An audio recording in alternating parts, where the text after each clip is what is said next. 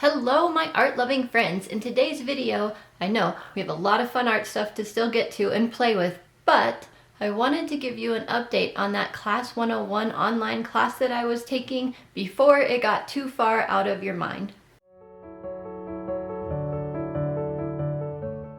So we did do some just regular sketching in a sketchbook with a pencil, and I drew a tree and a tulip, but I don't know which sketchbook I did that in and I couldn't find it.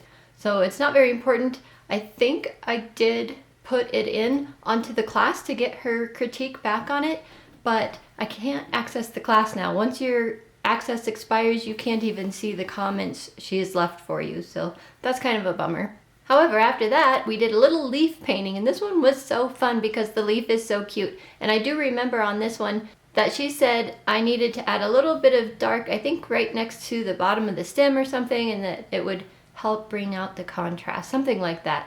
I didn't get a screenshot of that critique because I didn't think about it at that time. And then she had us do a little sketch of a house with a big tree and some flower pots in the front and then paint it with watercolor. So I did do that, and I did show that critique to you in an earlier video. Basically, she said that around my windows I just needed double lines, I believe is what she said, to create that more 3D effect, and she's right, I agree with her.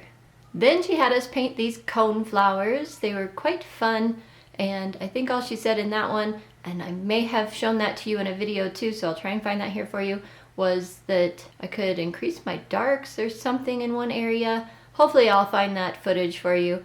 Again, I agreed with her. It wasn't my most favorite painting to turn out like it did, but it was not bad and I had fun with it. This next one was so funny because we were supposed to do the wet on dry technique, and I was just kind of fooling around, messing things up on purpose, not really wanting to wait. So we did these balloons and I didn't really wait for them to dry. I just did them kind of wet and wet.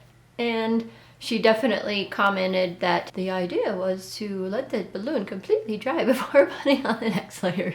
But I told you guys in that video when I showed that I wasn't doing it right. So there is that.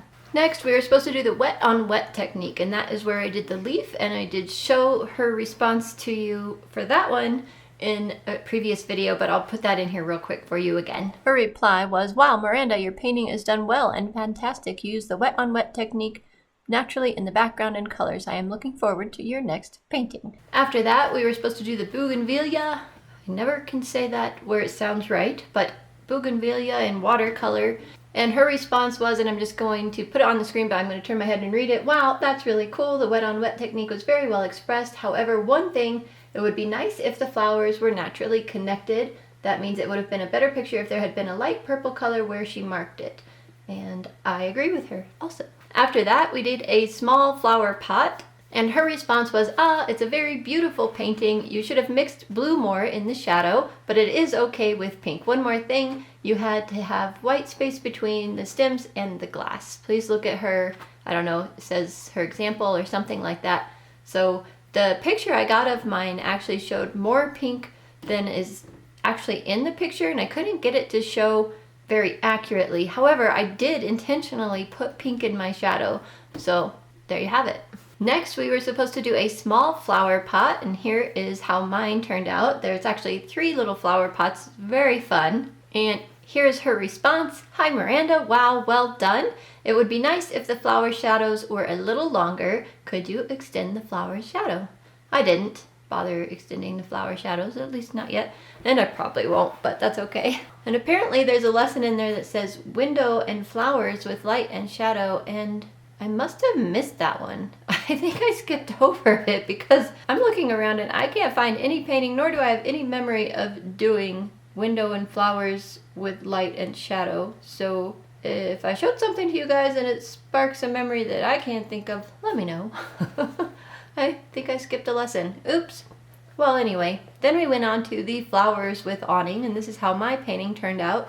And I was already on my New Year's trip up at the ranch that I showed you guys in my community tab. Anyway, we didn't have cell service up there, but we did have wireless, but all I had with me was my cell phone. So my class was going to expire in 11 hours. I wasn't going to get home in time, so I took a screenshot of her reply on my phone, and she said, "Hi Miranda, you are not only talented, but also creative. You changed the color of the awning and completed your own painting. Very well done. However, since one wall looks a bit simple, it would be nice to draw a few more bricks on the wall and paint a little more color on the wall where it meets the ground. Good luck. Again, I absolutely agree with her. After that one was the wildflowers in field and how to use the salt for the background. So this is where I did those 2 sunflowers for you guys in that Christmas haul. I did those 2 demos at the end there, one with Winsor & Newton paint and one with Da Vinci paint, and I did the second painting much more better in a manner that I was way more happy with. It had nothing to do with the paint, it just had to do with I had experience doing it once and did it better the second time. So I uploaded the second picture and again took the screenshot of what she said on my phone. I'll put that on the screen for you, but I'll read it. Wow, I like this painting too. You seem to have a lot of talent. You are very confident in your wet on wet technique use and colors. I'm so glad you had fun with this. Okay, sweet. Next she had us do what was called use mini techniques, splattering, masking fluid, wet on dry, etc. And we did that filled of purple flowers with the butterflies in it. So I submitted that to her and her comment on that one was, wow, it's really great painting. You did the wet on wet technique well. You salt on the background. Colors look so moody, beautiful. I could just, shoot, there's something in the way. Happy New Year. I'm not sure what she said. I didn't realize the screenshot covered that part of the comment, but anyway, I think she liked it, is the point. Well, that sums up me being critiqued by another watercolor art instructor. It was really fun, actually. It was nice not to have to come up with the ideas for the paintings. They were already created for me, so I just had to do the drawing and the painting. I actually really enjoyed that. So I have a Skillshare membership that's good through October of this year. I am making it a goal to try and do at least 1 class a month if I can. So kind of take advantage of that membership. It did cost $99. There's some things I would really like to learn, like doing better backgrounds, not in watercolor, but in drawing. And who knows, I might find some other interesting classes.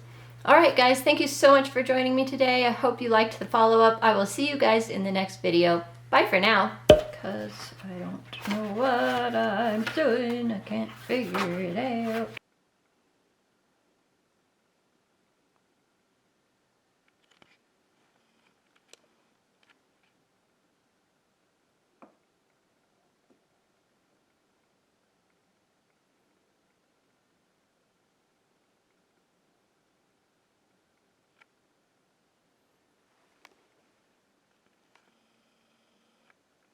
Molly. Molly, say hi. Hi. Daisy.